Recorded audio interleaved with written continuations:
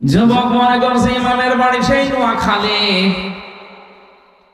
এ মনে হয় ছেলে মেয়ে হয় না, এই জন্য এই দোয়া করে।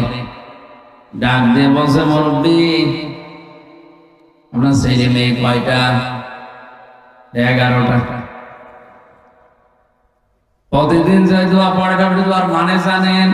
না, আমি আলেমের কাছে জিজ্ঞাসা করে আসলাম, দোয়ার মানে আল্লাহ একটা নেককার সন্তান দাও। আপনি 11টা হয়ে গেছে, এর বড় আপনি দোয়া করেন, আপনার লজ্জা আছে?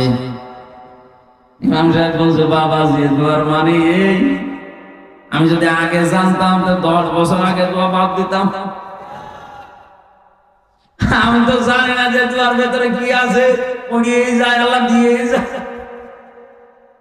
আমি একটা হওয়ার পরে তো দোয়া বন্ধ করে দিতাম। আমি তো জানি না যে আসলে দোয়া কি, আমি আন্দাজে পড়ি, আল্লাহ আন্দাজে।